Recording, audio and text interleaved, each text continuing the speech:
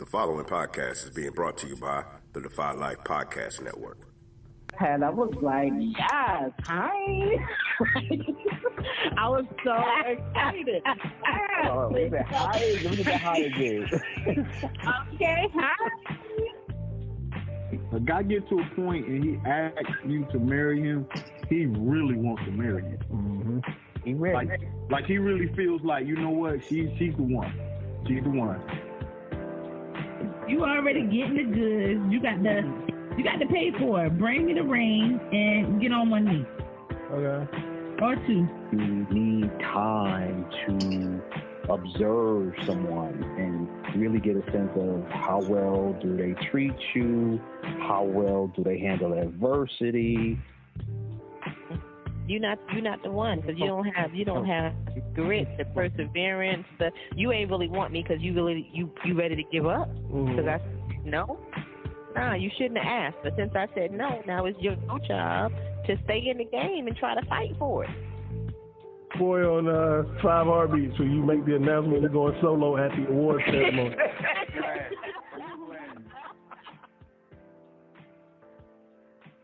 What up? Happy One Eye Shut Day. Welcome to our podcast about many topics from the perspective of 3 married couples. Glad you came back to listen to the dopest podcast out there, powered by DefyLifePods.com. So you could listen to us there at DefyLifePods.com, or you can listen to us on iTunes, Spotify, Apple Music, all or any of the podcast platforms that are out there. Yeah, we're pretty big right now. Not to, toot our own horn, but, you guys have let us know that you're enjoying what we're doing. And so every week we try to come back and give you the same. So thank you for tuning in, for downloading, for sharing, all of that. We appreciate you. So tonight we have another hot topic for you. But before we get into it, we're going to go ahead and do our word of the day. Just check in with folks, see how we're feeling. Y'all ready to get started? Yes, no doubt. All right. So I think we're going to start with, let's go with Thomas's, with the Hills, the Stevens. Damn, I can't even get your last name straight. Let's go with the Hills tonight. Steven. It's still off. It's still off with Stevens. Damn, what the hell is your name? See, that's what happens when you take 3 weeks off for podcast. Just some folk not supposed to take a break. Ain't supposed to take a break. I forgot, it's like the loss of learning, like the kids do over the summer. You come back and it's like, all right, here we go. With the Stevens, yes, Jaquita and Thomas. Yes. All right, got it. Still had to focus and concentrate. All right, y'all, I'm gonna stop this now. All right, so Thomas, let's start with you. How you doing? What's your word of the day? Well, I don't have a word. I have a phrase for the day. The more things change, the more things stay the same. And I know this is a marriage podcast, but my Chicago Bulls, man, they done drafted a forward for the last 7 out of the last 8 years, and thought we had a new GM, new coach, and this is what we're doing. But we can move on to Shakita. The Defy Life podcast. We need you to come up with something else. I'm just saying This is that's fine. That's fine. If that's This is about being authentic. This is about being real. Cannot right now. What are we doing? No, okay. I'm just kidding, Thomas. I love you. I don't know about all that, but I'm just saying. What is happening? I didn't even really know the Bulls still existed. So real talk, it's not like y'all been doing a whole lot, clearly. But I'm just saying, they picked who they picked. They fucked up. Sorry. Sorry. But a fan is having a dream. What'd you say? Being a fan is about having a dream. Tell it. And they right now they deflated my dream. So I feel that. But go ahead. That's right. My word, as you all know, I was on this little diet thing, and so I feel real guilty today because I ended up eating 2 Christmas trees. Whoa. A Debbie cake. Wait, 2 of them things? Damn. Yes. You said a Debbie cake? I ate Christmas tree Debbie cakes. I had 2 of them things, and they taste so good. I enjoyed it, but I felt guilty at the end. But I try to bounce back, try to walk a little bit, but who knows? That's it. My word. Guilty. Were the Christmas trees worth the calories? It was worth it. Yes. It was all right then. As long as you can say it was worth it, ain't no problem. So long. Let me see. How much walking did you do? Oh man. Just 1 mile. Yeah. Y'all, let me tell y'all. For y'all out there who's listening. So last week we decided, last month, the 3 of us women on this podcast, we decided, we were all trying to do some things around health and weight and all of that. So, we did a challenge, a 60-mile challenge for the month. All right, cool. Month is over. So last week on our after show, we started talking about, I don't know even the context really, but the challenge came up again, and, Ladine and Chiquita was like, yeah, let's do it, blah, blah, blah. Thomas chimed in, yo, why y'all leaving me Don't out? try to do me dirty right now. Gina, what are we doing, Gina? I couldn't do it y'all ain't let me do it last month. All right, Thomas, no problem. You can join us. That was a week ago. All that. Today was the first day Thomas and Chiquita actually walked. All week. Crickets from over there. Today we get after her Debbie cake, she walked a mile. She got more time to walk now. 1.23 miles. Girl, that wasn't but a leaf off of that Debbie cake now. I've been having a hard time with the time being, different. So it gets hard so fast. So I have to get it together now. All right, get it together. Oh, look, all it's doing is making your daily average of walking higher. Yeah. I'm just saying. And it get to a point that shit be like, oh my God, I gotta walk 7 miles every day. Yeah, that's a lot. So I'm just saying. All right, come on, Ladine. I hear you over there, commenting, peeping out from the peanut gallery over there. So let's. I gotta do it. Somebody's gotta do it. Somebody gotta do it. All right, come on. What you got for us today? What do I got? I'm gonna say I'm feeling a little victorious. Okay. Yes. I love it. Yes. Love that, right? Yes, because I was so defeated, and so I'm feeling a little victorious because I'm standing in all of this Ladine goodness, and I'm loving it. And Ladiness.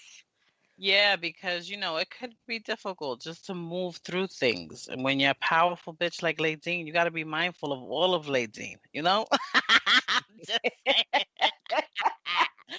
I'm just saying, no, for real. But in all ways, just honoring my body, honoring my mind, honoring my spirit, honoring like the very depths of all of me, and it feels good. It feels great, amazing. Yeah, what we gotta do, All right, good to hear. Walk through these things gracefully. Yes, we gotta walk through all of these struggles gracefully. That's all I was trying to say. Yes, as graceful as we can. Absolutely. Yes. Because this too shall pass, right? So when you come out on the other side, you want to be able to look back and say, "Yo, I did that shit with grace." Yeah, and at peace, at peace. Yeah. Good stuff. Yeah, I love y'all. I mean, I did my little walk on Monday. That was it. I only got one walk in, but I feel good. I cleaned the carpets today. I got to finish them tomorrow. You know, that shit is not a game. I mean, that's a whole workout. I'm excited though. Get So it. it is. You excited about cleaning the carpet? Yeah. Wow. Yes. Okay. Absolutely. Okay. Oh my God. Yes. Uh, Absolutely. I Yeah. wish I felt excited about housework on any level. I mean, it feels good to clean stuff out, you know, really, really clean it out, especially before your birthday. My birthday is Friday. I'm excited. No. So, yeah, you know, it's good to bring a new year in fresh. Yes, cleanse. Yeah, so like I said, all pieces of all of these Ladine dimensions, you know? We're doing it, bitch. Doing it well. All right, JR. How about you? My word for the day is anticipatory. So I get last couple weeks I've had to send about 3 people home. Well, we've had 3 people in our building test positive for COVID, and we're just doing some contact tracing. I've had to send about 24 people home in the last 2 days from people being around certain people. And, of course, the people on my shift are dwindling. So it's bled over in the second shift as well. So the second shift supervisor, manager, my counterpart had to be sent home as well. So, instead of this continuing to happen, I went to the owner and I was really like, well, he asked me how's the mood out there, how are people feeling, and how the supervisors under you feeling. So I had that conversation with them, and everybody was pretty much in unison, like, yo, we need to shut down, sanitize this place, and, if we need to shut down for a week, let's do it. So I told him that, and next thing you know, an hour later, he comes out and announced, we off all the next week and the following Monday and Tuesday with pay. So I'm anticipating that shit. Ain't nothing like starting a new job. A week or 2 in, you get a fucking vacation. Right. That's a beautiful thing. Right. And speaking of which, and the HR lady comes to me today. So you know what? I think we started you off with a week less vacation than you should have, and they added a week on top of my vacation time. So I was like, man, let's do this. Happy Thanksgiving. So I'm just saying, maybe your words should have been victorious. Man, right. So after Friday, I won't see them again until December 2nd. Nice. Al. Yo. Your turn, boo. What up? Hey, couples. Yo. So my word for the day is enlightened. So I'm enlightened because so Gina and I have a couple, 2 friends, a Colgate couple, Steve and Danny, and so they've dated at Colgate, got married, and have 3 children, and 2 of them, a set of twins, and they're a bunch of swimmers, right? So just the fact that they're young black men swimming is like, and doing it exceptionally well is something to be celebrated. But the reason I'm enlightened is because I got a phone call from one of them last night, Ruben. And Ruben calls to tell me that he has reread our novel, Tourist in Your Own Town, available on Amazon. Please check us out. And that he goes into this, like, he has been reinvigorated and just sees the novel in a way that he did not see it 4 years ago when he read it. And so 4 years ago when he read it, I didn't even envision that teenagers would even be interested in a novel, because that really wasn't who we targeted when we were writing the novel. We were thinking it would really only appeal to people from our generation, and that's kind of what we thought. But when him and his brother read it 4 years ago, I was like, oh man, maybe young folk might get it. started targeting that audience. But then he calls me last night and was like, Mr. Glenn, I just want to tell you that, and he just starts going through like analysis of characters, analysis of scenes, and I'm sitting here just blown away because I don't think I've ever heard anybody be that caught up or analyzed the book, but got it, like in the sense of like as he's telling us why this character was important and that character was important. I was like, that's like exactly what we were trying to get across when we wrote that section. So I guess I'm enlightened just because it's just a reminder that there are some really good youth out there, and just proud that I know one of them and know a lot of them actually. But look forward to this new generation eventually kind of taking the reins of things, because there's some good folk out there. But we talked for like 45 minutes. It was like I need to call his parents to kind of give them a heads up that, y'all got a real good kid, several good kids in your home. But, shout out to Ruben Williams, because he definitely lit a fire under me last night, because it was just a great conversation to have. Which is so perfect, right? Which also happens to be my word of the, well, it's not really the word of the day, but to what you just said, Al. Like, so Al has been working, and let me do this now because I was going to do it this weekend and didn't have the opportunity, right? So Al and I happen to have cups in our hands. So I'm toasting him right now because I am just very proud of him and grateful and inspired. Al has been working extremely hard on a project that, and I think we mentioned it last week, right? So he's been working on a project where he is working on having our book picked up by a what? As a TV series. As a TV series. And so just been putting in a lot of hours, just hard work, just very focused, just like doing the thing. And so it's been great to see him on fire the way that he's been, and just like working to make his dream and passion work. So it's been really good and cool. So kudos to you, Al.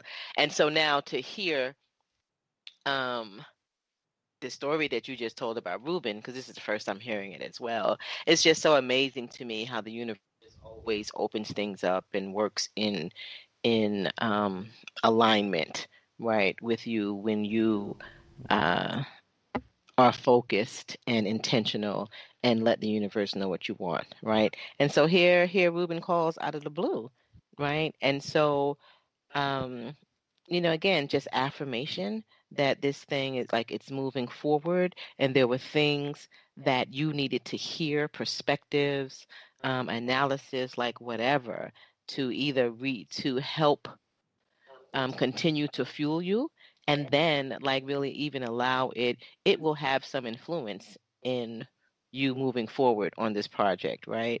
So like, it's just dope. It's just dope.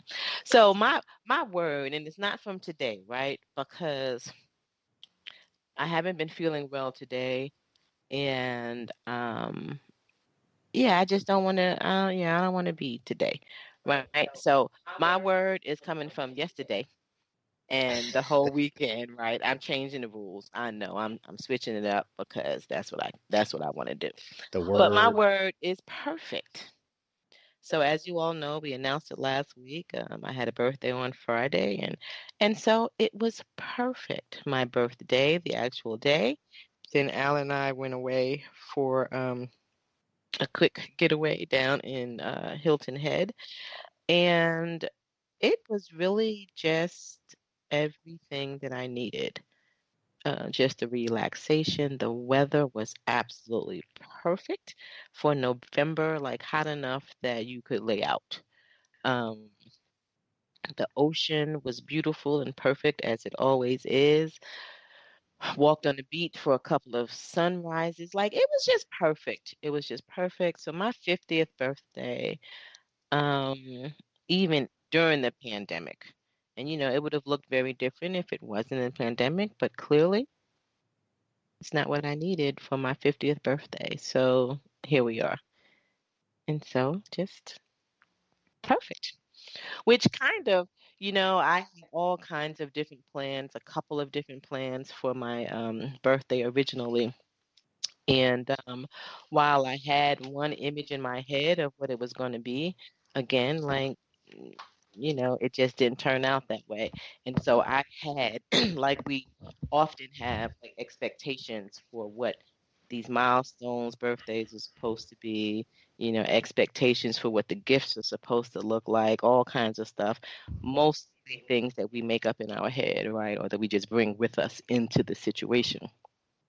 And so the same thing happens in marriages, right? We have all kinds of expectations, some of which are realistic, some that are not, some that we communicate, some that we don't. Um, but they're all expectations and they're tricky because we have decided that they're things that should be happening. Um, but often it's just our opinion that we don't communicate and we definitely don't get agreement on half the time, right? So what? Uh, so one thing, right, that I noticed too or realized that a lot of our expectations, like a lot of the things that we have as rules for ourselves or things that we think or just the way that we operate, right, is based in a value system that we've been given as children, right? And so we have these expectations going into the marriage, and sometimes we're aware and sometimes we're not because it's just so much a part of what we believe. How many of you or who had a conversation about expectations and the expectations of the roles that each would play in the marriage? So both about the roles and then just generally. Did you all have a conversation about what those expectations were before you got married? So I'm pretty sure we Oh, did. that we did not? We did not. Mm-hmm. Um, um, if I remember correctly, we just kind of came into the marriage and just kind of figured it out. I don't really remember having too many or any conversations about here's what I expect as we went into the marriage. I don't remember that. I don't remember it either because I really, I'm gonna have to agree with you. I don't think it happened. But with us, I think some of it was we we dated so long until, at least for me, I think I felt like I knew all that I needed to know, or that we knew all that we needed to know about each other, and so, it didn't occur to me to have a conversation about expectations. Yeah, I don't know. Stevens, what about you guys? Let's see what Lady and Jay have because my better half had ran off for 1 second. Got you. He's still crying over the Bulls. It's He all went to right. go We'll give him burn a minute to go Johnson. blow his nose and shit before he come back and talk. It's all right. Oh, All right, Glimpse. What about y'all? Babe. no, go ahead, man. Well,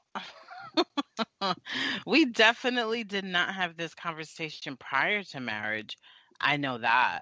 Um, God, we didn't have this conversation, babe, till we were probably what? Like, I don't like really, really talked about expectations. Yeah, I want to say, after we went to, God, what can you call her? what can you call it? I want to say like maybe life coaching classes. I don't think we actually really sat down and got down and dirty into like, this is what I expected of you. This is what what I felt you expected of me. You know what I mean? Kind of thing. It was difficult. It was rough. It's I do think it's easier now, but I know that there were expectations unmeetable. Is that a word? It is now. It is tonight. It is tonight. What's the word I'm looking for? See, that's why we get along so well. Like, the three of us. It is tonight. Right. So I don't know. I don't know. I know that I want to be able to have expectations of JR that he can meet. I don't want to I want to say to disappoint myself. I don't want to set myself up. I don't want to set us. Do you know what I mean? How could I expect him to have certain qualities or to be something that he's not incapable? There we go. So so how can I expect him to be someone or to exhibit any type of qualities of a human that he's just not? You know, that he's completely incapable of doing or handling or being. I've done that. I've been there, I've done that, and it was a very ugly place for the both of us, and it just doesn't make sense. It just absolutely doesn't make sense. And I don't know if I guess I can say it's a part of our trauma, you know, that just what it was that we saw was happening around us. I don't know. And I guess I don't know. I just had different expectations. My idea of what I wanted our relationship to be was just completely different from what it actually was. And my idea of certain qualities that he needed to possess was just were not things that were reasonable, period. So yeah, absolutely. I think that happened over time. Yeah, I agree. JR? I agree 100%. We definitely didn't. We Wait, didn't stop. have. Wait, we gotta What? have a moment. He said, "I agree, 100%." What are you saying? I'm some kind of contrarian or something? I'm just saying that. I didn't say that. I am. This isn't the first time because you said it before. So it's the second time.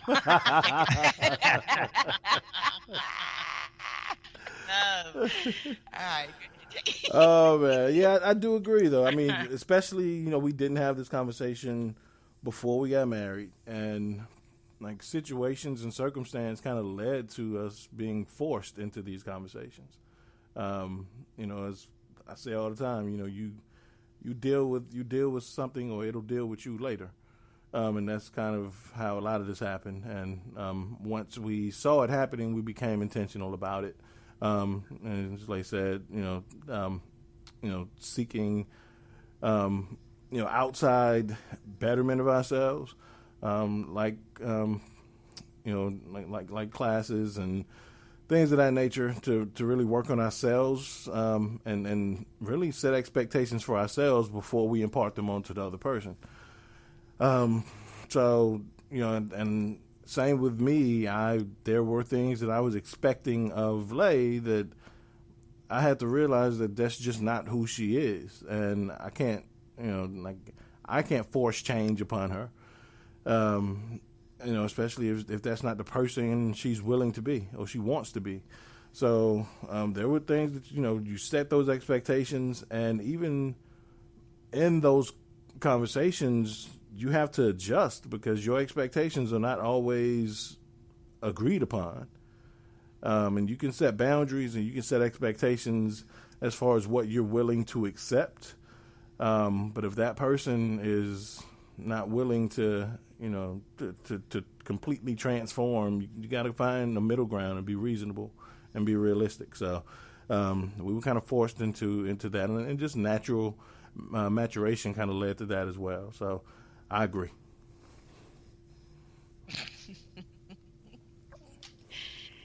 Keita, his time is back yet? Yes. Cool. Thomas, so the question is, did you and Jaquita talk about expectations generally and like as it relates to the roles that each of you would play in the marriage? Did you guys have that conversation before you got married?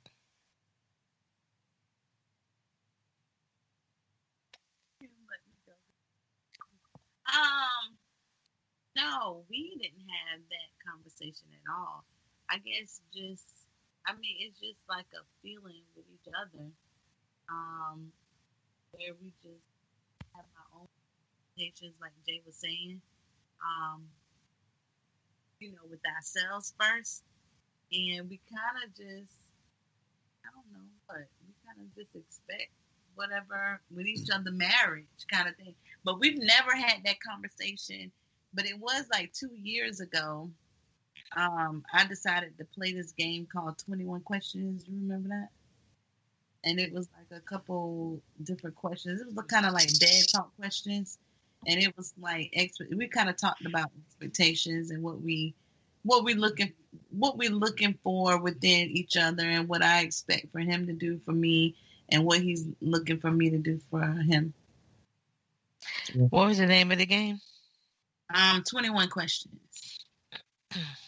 And I can agree with that. We didn't really speak about anything going into it, and I guess I would piggyback on what Jay said. It was more about what we would tolerate and what we wouldn't tolerate.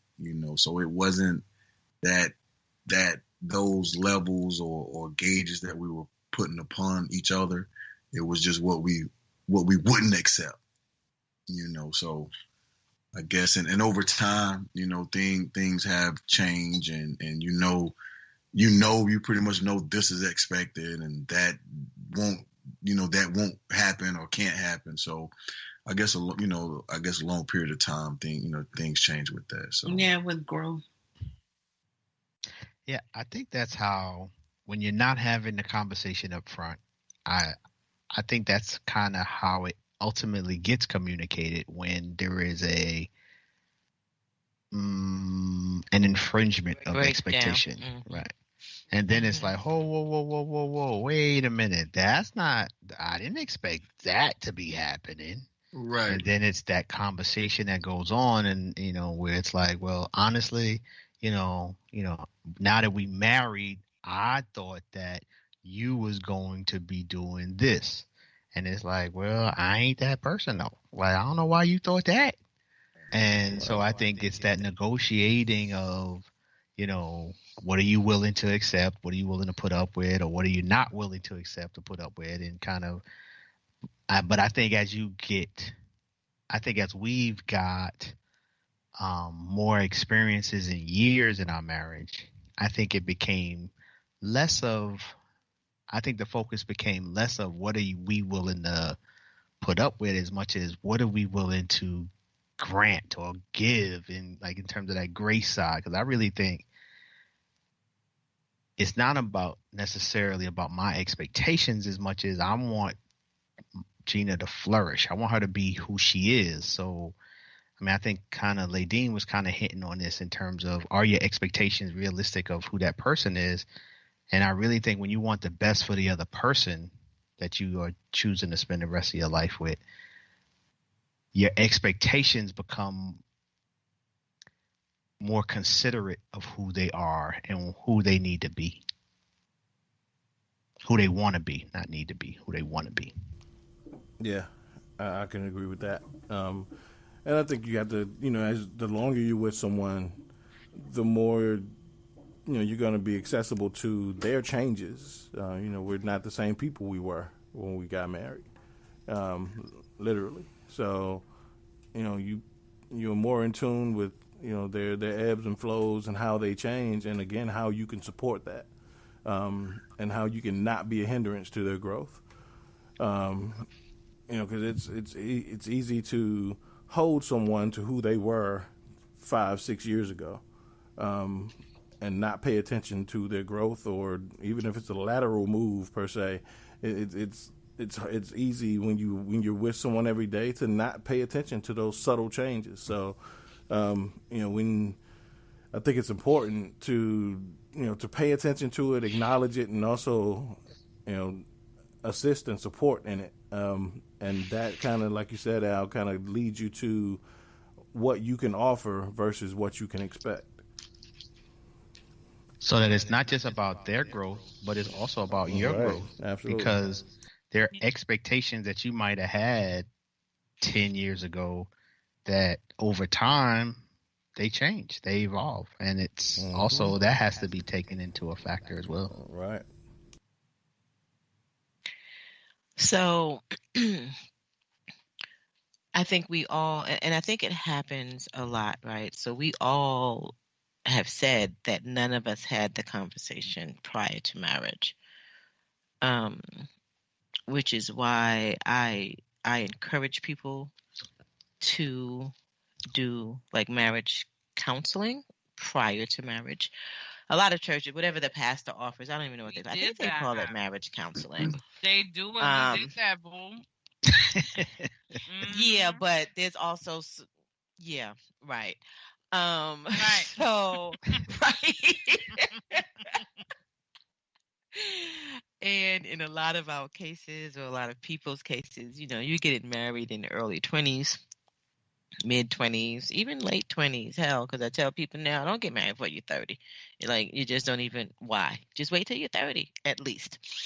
And so, and not having been married before, like it's one of those that you don't even think about. There's so many things that happen in marriage that as a young person you don't even think about, right? But also you don't have that experience, so you don't even know what you don't know, which is why like that counseling, and of course this is not an exclusive comment, clearly based on Ladine's comment, right? It's not going to be perfect, and it doesn't, work perfectly for everything and everybody, but it still gives you certain insights, or it's designed, right? One of the things is to give you certain insights, and to get you to think about things as a couple that you may not have thought about to think about, right? But it's also, this idea of talking about things together and coming up with, and agreeing on what's going to happen, right? I mean, the design again of that counseling is to set you up to get into that practice of talking about these things, and coming up with a plan or an agreement or whatever.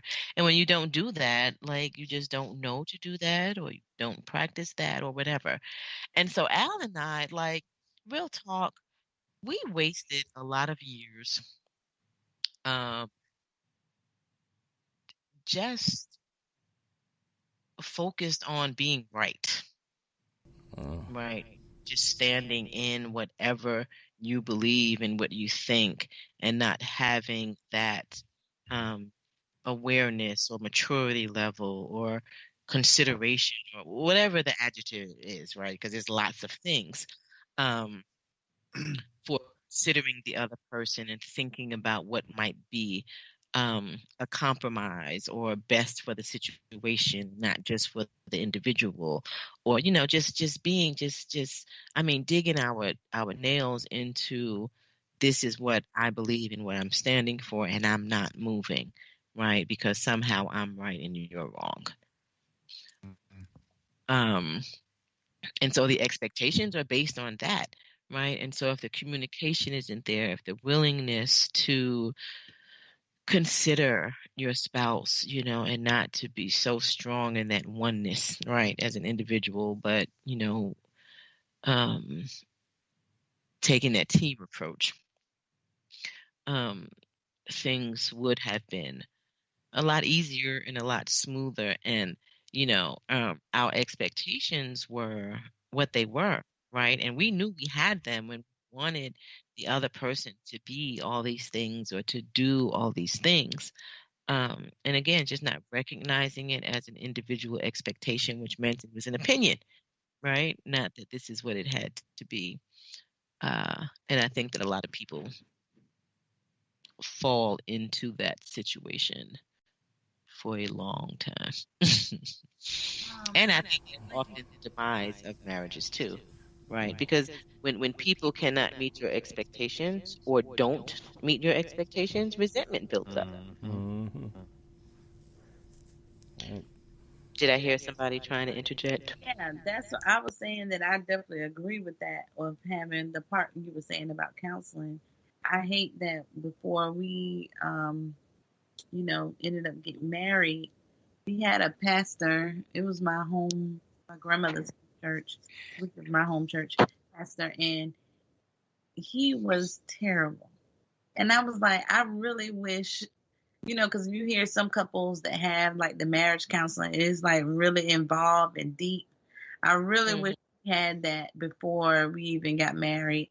It was just kind of like they went through the Bible, like some kind of verse or whatever, and then that was it. And I was like, really? Like, Thomas, we really need to go counseling first, before you say I do. But that's something I definitely would advise, definitely, is the counseling first. And see, I guess in that period of time, I was almost anti counseling, especially when I found out that, because we had that guy, and I think he had been divorced like 2 or 3 times, didn't he? And then no, he messed with someone in the church. Yeah, okay, yeah. So, and then we had another guy, this, I don't know, I guess this guy that we was paying for, and he wasn't married. So I felt like, shit, he can't tell me anything about being married because he's not married. So I wasn't really in tune to what he was saying, because I felt like he couldn't tell me anything because he wasn't married.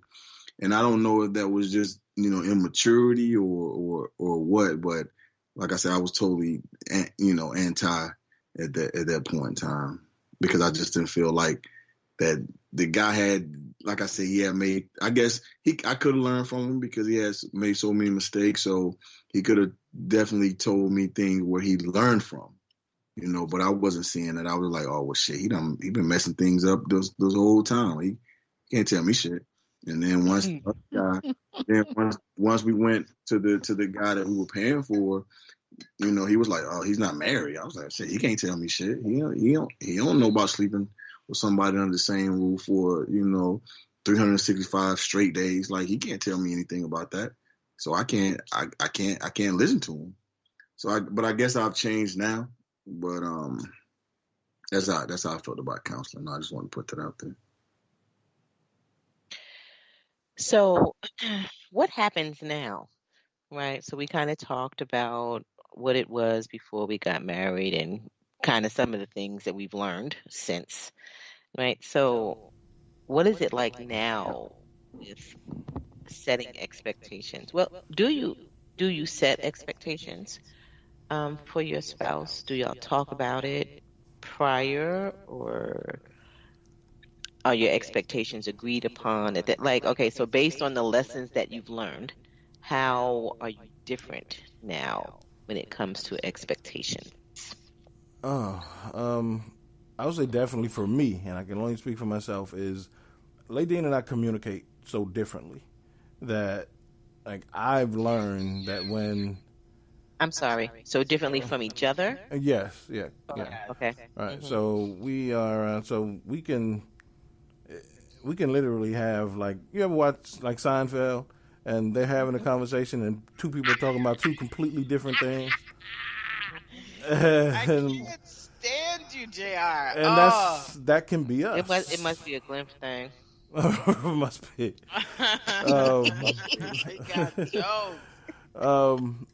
But so I've learned to be a stickler about over communication and details, because I want to make sure that we come out of those conversations not only within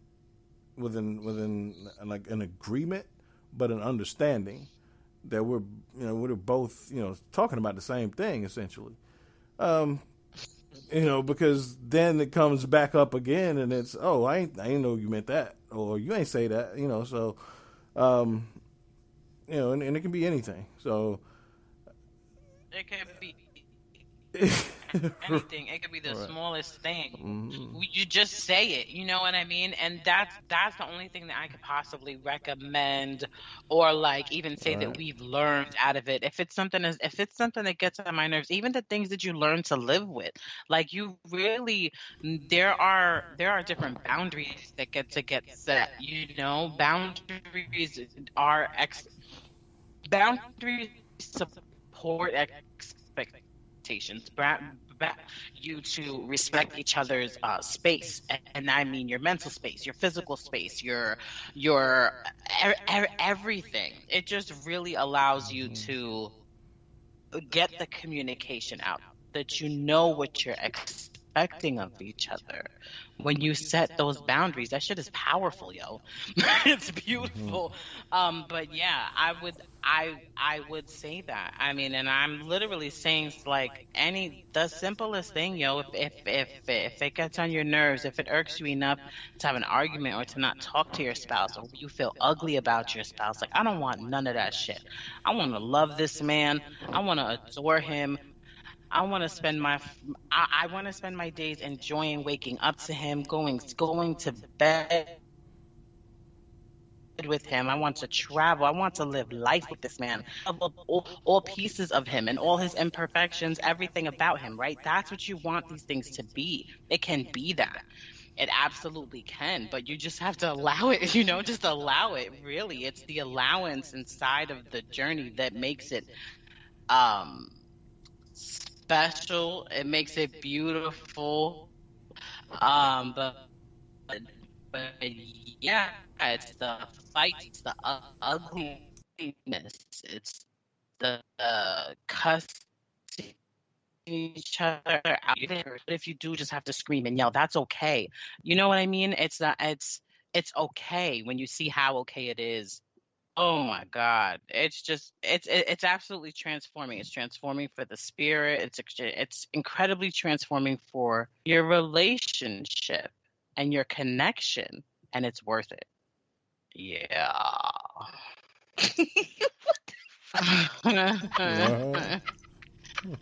It is.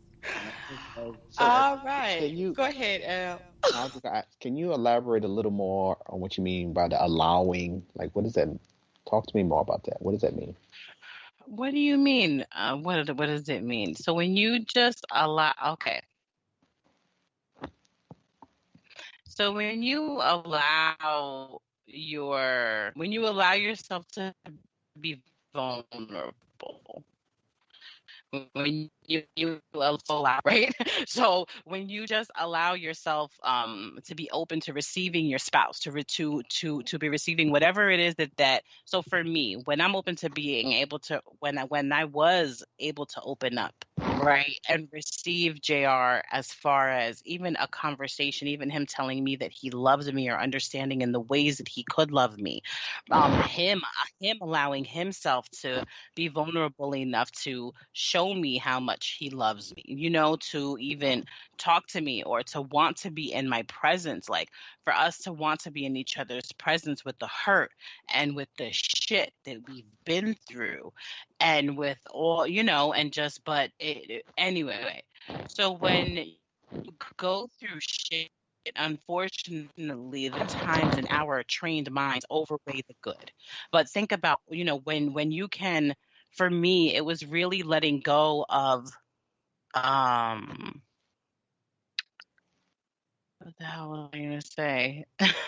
For me, it was really letting go of not knowing or not feeling as if my husband loved me, because of my love language and me not receiving my love in the language that I needed. I didn't allow him in the ways that he knew how to love me. So once I allowed him to love me in his way and I let go, I was able to receive my husband. And that's a fucking big deal. That shit was that was a breakthrough. It was like, yes, bitch. Give it to me, nigga. Like, I just loved it. I don't want to say I just loved it. It took a lot, and I don't know, when you look back, when I look back, it's like, yo, why the hell was I being so ridiculous, or who was I being? It's not even why the hell was I being so ridiculous, but once I get to recognize who I was being, it allows me to not be that no more, and just to really look at how I want to feel. And I want to feel good in my relationship. And like I said, I want to love my husband and I want to feel loved. And I can feel loved without expecting it to look a certain way. I got you. Okay. I got you. Appreciate you. Was that too much? Okay. All right, Al, we coming to y'all next, Stevens. So, Al, here's the question. Thank you. After, since the lessons that you've had around expectations, communications, blah blah blah, how are you different? How do you see expectations differently? How do you present them, deal with it? Like, based on your lessons learned, how are you different? I think in terms of my lessons learned, I think part of it becomes for me less about the communicating of what I need and more about trying to. So I think that's the lesson. Like, I think as I was coming into the marriage, even though I didn't communicate it, I probably would have been like, when I didn't get my expectations met, I would have thought it was more of like, shit, I should have told her. Or maybe if I tell her what I need and hold her accountable for what I need, that will solve the problem. And I think the lesson I'm learning is that it's not really about sharing what I need, because that's not really what my role is. I'll get what I need. What I need to be doing is trying to, and that's why I was asking about the word allow. And I think it's more about learning to allow you to get what you want. And how can I support you in being authentic you? How can I give space for you to be who you want to be? And so on the times where that might cross what I think I need,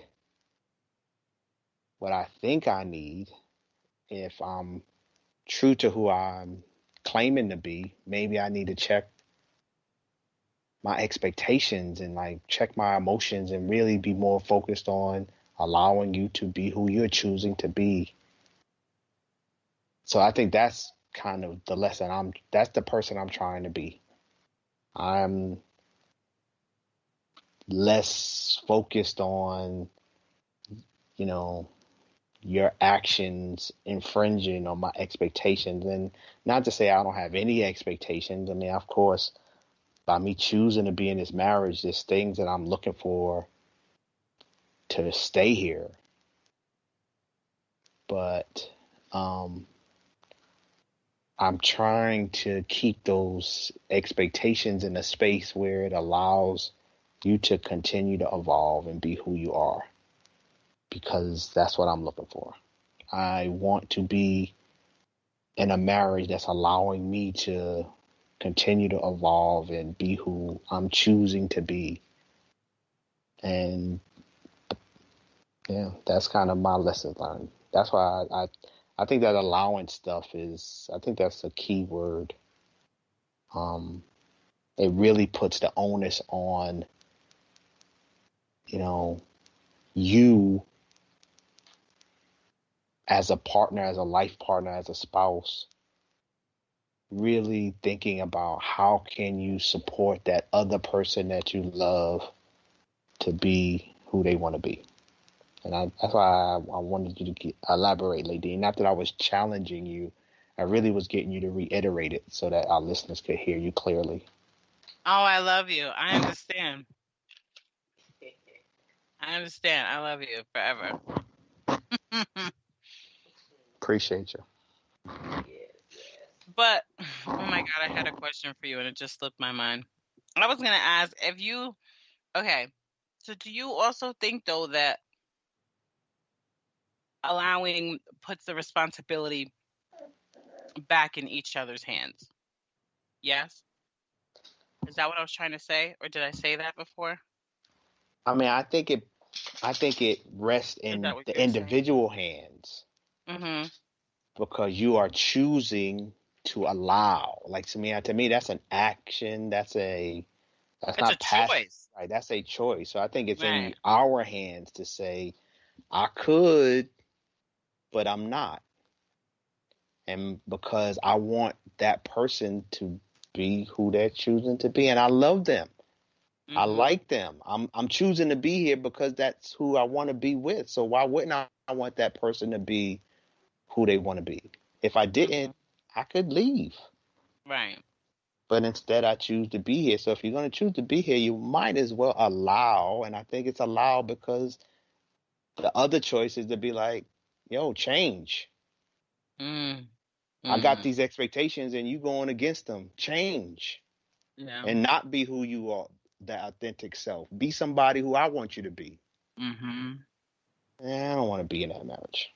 I don't want to be in that marriage. I don't want to be in that marriage. That's me. That's just me. So if I know that's not what I want to be, the reciprocity of this means I need to give it to the other. If that's what I want, it would be kind of unfair to say this is what I want, but I'm not going to give it to Gina. That ain't real fair. Right. So if I'm ask for it, I need to give it. I'm going to allow.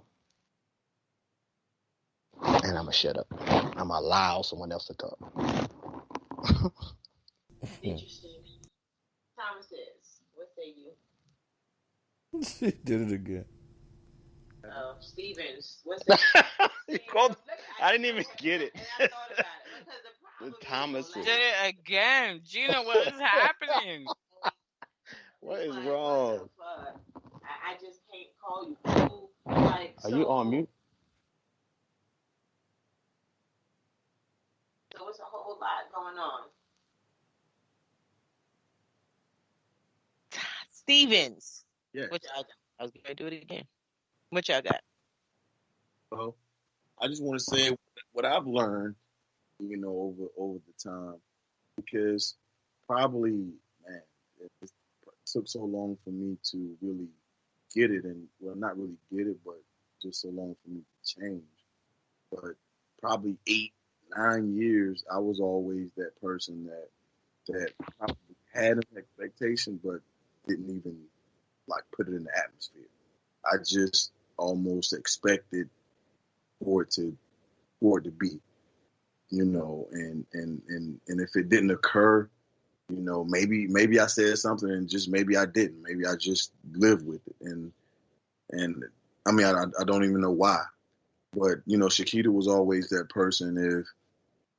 If she expected it or she wanted it or whatever, she always put it out there in the air, for you to know, hey, wow, why'd you do that? This is what I wanted, or this is what we should be doing, or what about this? Or she always put it out there, and whether I did it or not, that was on me. The onus was on me. So I just, I'm getting to get to that point where, and that if I have some type of expectation of something, that I will put it out there and not really expect her to be a freaking mind reader, or expect her to get it through osmosis or whatever. So I'm getting to that point where, hey, just whether it happens or not, bro, just say what you want. Say what you just say what you expect. So that over the years, that's where I am with that. And Shakita? this is a tough one for me because I feel like my expectations for our marriage, I feel like I hold off a lot, like hold back on what I want to like thinking that I want to, like, our expectations for our marriage, just because I am like an open book. I kind of say things, but I feel like sometimes I'm a little too harsh, so I kind of push back a little bit. But then it's needed too for us to communicate and to see where I'm coming from, because I know if I don't say like what's going on or what I don't like, and all that jazz, then I get frustrated within myself. I just get frustrated or whatever. So I feel like I need to say it. So Thomas is kind of right. My expectations, I kind of say it, even down to what was it? What we were talking about? We was just even down to like our careers. We struggle with that. Like, cause we've changed.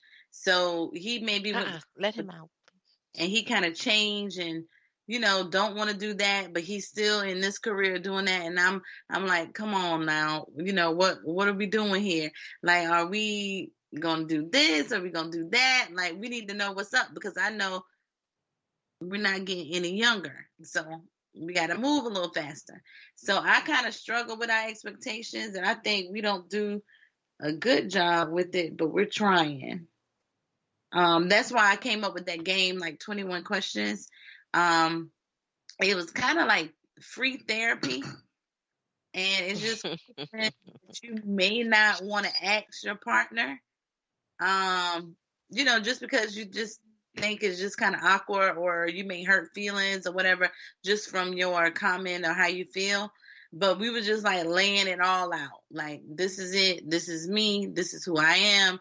This is what I'm looking for. And so it went well. Did it? I thought it went well. Yeah, we wrote a letter. I think this, just for the listeners to know. So part of the 21 questions was like, one thing was we wrote like a letter to each other, and we had to read it the next day. And so the letter was something that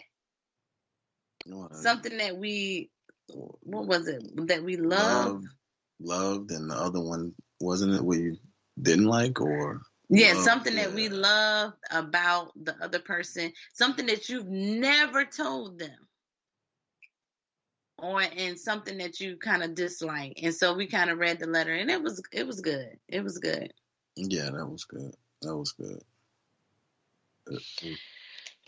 So, what happens, or how do you deal with it when your spouse is not meeting your expectations? You better say and I it. mean, you got to verbalize it, and because what happens is, like, if you continue to push it down, and keep holding it in, is again, it builds resentment. And two, like, I know I only read minds on Tuesdays and Thursdays, so if you do it any other day, I ain't gonna know I'm not meeting your expectations. So so you can't expect your spouse to, one, know you well enough and take it for granted that they're going to know what you expect, because again, we're ever evolving, and we're still two different individuals. So you have to verbalize it and have the difficult conversations even when you don't want to, and sometimes you got to muster up the energy, set aside the time if you have to, but you have to have the conversations and continue to communicate. Otherwise, that schism grows wider and wider and wider, and the next thing you know, you are too far apart to even communicate. So I just say have the talk. Yes, I definitely say open communication, because that's just something. I mean, if you don't have the open communication, then you're looking for failure. Yes, I mean, because going through the process, I think, of learning how to communicate is it's draining. Like I said, it's very stressful. It's like nobody said it was going to be easy. Breaking those patterns breaking those patterns is not a game. And so I think that you want to give credit to yourself. Like we always say, this word of honoring always comes up, and it is for real. But you want to honor your partner. You want to give them that grace that we be talking about, because if you don't, it's just you're gonna lose it. I mean, and you could possibly lose the marriage. You could possibly get to divorce if you don't really allow yourself to there we go, Al, to be better for each other, and to be grateful to choose. Like I think I posted this the other day. Like I'm grateful that I get to choose JR, and I'm grateful that I'm chosen. That's a big deal. You want to be in all sorts of gratitude, and I'm going across another path, but keep going. Somebody else jump in here. But it's true, right? Choice is really the operative word here all the way around. Mm-hmm. And people ask about, like, staying together and lasting as long and blah, blah, blah, blah, blah.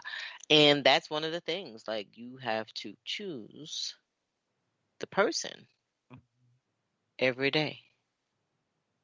Right. Like every single day. But even with these expectations, like, you have to choose to let some of them go, because they're unrealistic, right? Or because they're not grounded. Because that's the other thing, right? And I think we talked about this. I think JR was the one that mentioned it when we talked about the religion, right? Oftentimes it's one of those things that we do just because that's what we were taught as children, right? We believe what we believe because that's what we were taught to believe. But it's the same as, like, for the expectations. Like, we get these ideas in our heads, and a lot of them, again, are based on that value system and what you saw when you were growing up, what your mother taught you, just what you believe about relationships, and not really grounded in the relationship that you are in. Right. And until you have those conversations with that person who you're actually in relationship with, your expectations, they mean little to nothing, really. And you're going to continue to be disappointed if you don't have an agreement on these expectations.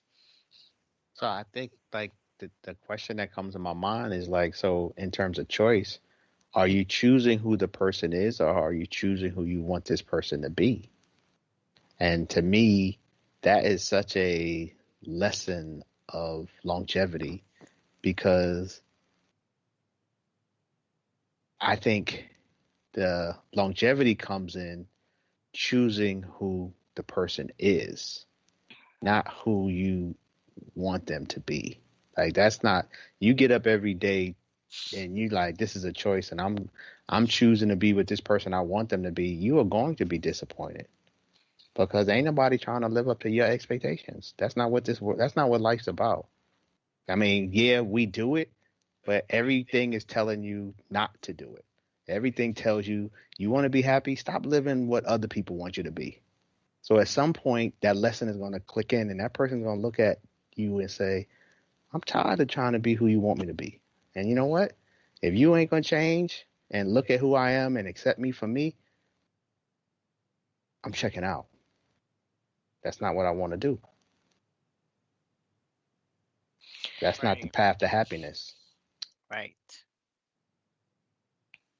And I wonder, and this may be a rhetorical question, right? But I wonder that when people are having the conversations around expectations, and I mean people, the six of us is who I'm talking about. So when you're having this conversation about expectations, when you're, so is it a conversation where you are telling the person what your expectations are? Is it a conversation where you are seeking feedback on your expectations and then compromising around them? Because it's one thing to communicate what they are, right? And it's another thing to communicate what you're going to do with it. how it's going to play out in your relationship. Just because I sit Al down and I'm like, I expect you to get out the bed every day at 8 o'clock, and I expect you to make breakfast, and I can have my list going, right? But you know what I'm saying, that this is not a two-way give and take. Yeah, Gina, I understand that you want me to get up at 8 o'clock, but blah blah blah, and then where's the conversation left? I think in that compromise and that getting that buy-in, then your expectations become my expectations. They become shared expectations. And now I'm still being who I am, choosing who I want to be. They just happen to be aligned with your expectations, which I think is what we want. We want shared expectations. Right. Ideally. Ideally. What is so funny? No, because it just doesn't always happen like that, and that too is okay. And I just feel like that's the whole. That's the other piece of the expectations, that if you don't meet each other's expectations at some point in your marriage, like that shit is okay. We all go through it, we all experience these things, and it's fine. But at some point you gotta let your other half know what your expectations are, have the conversation and do the work. Because without actually doing the work, because I understand what Gina's saying here, because it's like, if you don't do the work inside of the expectation, then and you just talk about it, because so many people talk about it, that's where it gets lost in translation, and then it just it can be uglier, so do the fucking work together. Yeah. Word. And stand in, I guess, your promise to your spouse that you gonna. If you're willing enough to talk about it, stop standing in your own way when it comes to really giving it your all. And whatever it is that looks like. Yeah. And then sometimes, going into a conversation or stating your expectations, one, you have to be willing at some point to throw that shit in the trash and realize it ain't happening. And because at some point, in every marriage, I would assume, I would hope so, and some before marriage, I would assume everyone at some point realizes it's completely unrealistic to expect one person to fulfill every expectation you have. And so, if you're expecting that one person to fulfill your every expectation, you're setting them up for failure. So when you do go to them and you voice what you expect from them, if they ain't on board, you got to be at some point willing to jump ship and say, look, they ain't with it. I got to throw this shit in the trash and figure it out. Either the expectations or the relationship. Right. Absolutely. Right. I feel like if they're not, expecting to fill all your expectations, at least you can show us some type of work of progress, because that's just like your expectations being a great mom. That's just something you have to work with every day so you can see the result in your kids at the end. And so it goes the same way as for a marriage. If I try to, whatever he's expecting out of me, I'm at least trying it. It may not work, but it's something that I'm going to keep trying to do. Right, and sometimes you do, even if it's trying to find a middle ground somewhere, but it's, there are, some things that, I have to realize. Like, I remember early in our marriage, we used to laugh about this all the time. It was like I would sit and watch hours and hours of Grey's Anatomy to spend time with my wife. And like Grey's Anatomy, whatever all those shows that come on Thursday nights, Grey's Anatomy, another hospital show, a couple doctor shows, all them shit. And I'll be like, all those. And I'll be like, yo, Steelers play at 1. You gonna watch the game with me? And she would scram like she owed me money, right? And I'll be like, yo, okay. So but like that was. me not verbalizing my expectations of her. Like, look, I don't like these shows, but I watch them to spend time with you. All I had to do was say that. But instead of setting those expectations, I assumed that she would just get it. And I learned that she didn't. And luckily, she likes watching Steelers games more than I do now. So that's cool. I do. And I'm an absolute Steelers fan now. Sometimes. So it's funny. And I'm the opposite, right? So early in definitely the whole time we were dating, early in our marriage, like Sunday football, and it's still his thing. But, that was Al's thing. And in my mind, I'm like, okay, I'm going to spend time. This is going to be, on Sundays, I'm going to be. And so, I had him teach me the rules of the game and watching the game. And a lot of times it would just end up being my nap time because, like, all day watching football was just a bit much. So I would take a nap, during that 1 o'clock game, But then when it came to, like, the shows that I'd like to watch, I don't know, he wasn't sitting down watching them with me. It wasn't none of them chick flicks going on. He wasn't doing that. He wasn't just, yeah, but it's all good. So what I was going to say was, we're talking a lot about, the other person not meeting expectations, whether or not they should, blah, blah, blah. I think sometimes it's also that the other person needs to not have so many expectations. Yeah, that's true. We set ourselves up that way as well. Like, we have all these demands and rules, and this is what you're supposed to do, and this is what you're supposed to be, and blah, blah, blah, blah. We go into it, with that thinking, even after we go through the period of not expressing, and then we finally decide to express. We got this list of 1 million things. Right. And it's like, do this, or there's going to be a problem. Yeah. So I just think we need to watch from that perspective as well. True.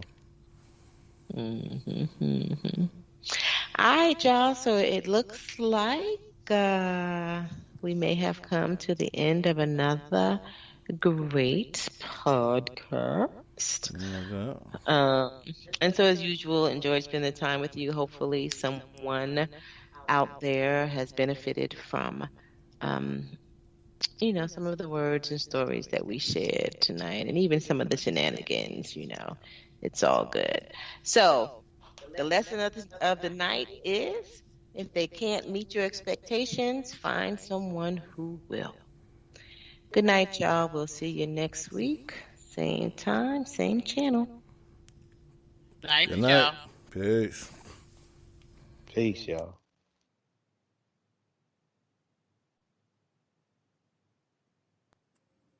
We're told that greatness is exceptional when it should be expected.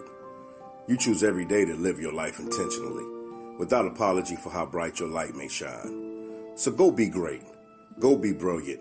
Go be you. Go defy life. The Defy Life movement is one that speaks to each of us in its own way. Defy Life gear speaks to us all by reminding us that one size does not fit all. Visit defylifegear.com to get fitted for greatness.